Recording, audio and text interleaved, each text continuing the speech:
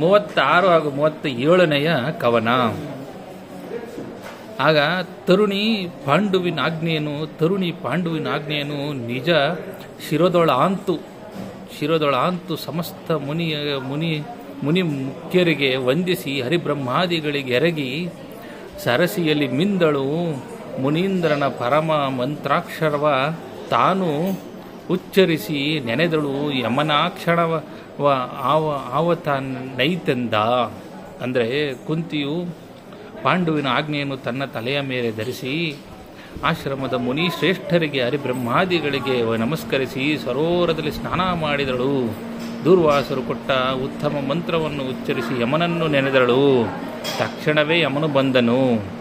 ಆಗ ಯಮನು ಹಿಂಗೆಂದ: ಸತಿಯ ಸಮ್ಮುಖನಾಗಿ ವೈವಸ್ವತನು ನುಡಿದ ಅನಿದೇಕೆ ನಮ್ಮನ್ನು ಕ್ಷಿತಿಗೆ ಬರಿಸಿದೆ ಎನ್ನಲು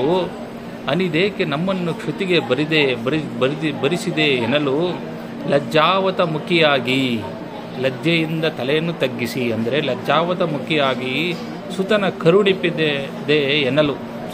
ಕರುಣಿಪಿದೆ ಎನ್ನಲು ಭಯಪರಿವಿತತ, ಭಯದಿಂದ ಕುಂತಿಯು ತಲೆಯನ್ನು ತಗ್ಗಿಸಿ ಯಮನನ್ನು ಕೇಳಿದಾಗ ಭಯಪರಿವಿತಿತ ವಿಮಲೇಸ್ವದ ಜ್ವಲ ಕಂಪಿತೆಯ ಮುಟ್ಟಿ ತಥಾಸ್ತು ಎನ್ನುತ್ತಾ ಕೃತಾಂತ ಬೀಳ್ಕೊಂಡ. ಇನ್ನೊಮ್ಮೆ ಓದ್ತೀನಿ. ಸತಿಯ ಸಮ್ಮುಖನಾಗಿ ವೈವಸ್ವತನು ನುಡಿದ ಎನಿದೇಕೆ ನಮ್ಮನ್ನು ಕ್ಷಿತಿಗೆ ಬರಿಸಿದೆ ಎನ್ನಲು ಲಜ್ಜಾವತ ಮುಖಿಯಾಗಿ ಸುತನ ಕರುಣಿಪದೆನಲು ಭಯಪರಿವಿತತ ವಿಮಲೇಸ್ವದ ಜ್ವಲ ಕಂಪಿತ ಮುಟ್ಟಿ ತಥಾಸ್ತು ಎನ್ನುತ್ತಾ ಕೃತಾಂತ ಬೀಳ್ಕೊಂಡ.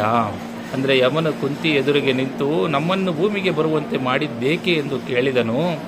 ಲಜ್ಜೆಯಿಂದ ಮುಖವನ್ನು ತಗ್ಗಿಸಿ ಪುತ್ರನನ್ನು ಕರುಣಿಸು ಎಂದು ಹೇಳಿ ಭಯದಿಂದ ನಡುಗುತ್ತಾ ಬೆವತಳು. ಯಮನು ಅವಳನ್ನು ಮುಟ್ಟಿ ಹಾಗೇ ಆಗಲಿ ಎಂದು ಹೇಳಿ ಹೊರಟು ಹೋದನು. ಧನ್ಯವಾದಗಳು.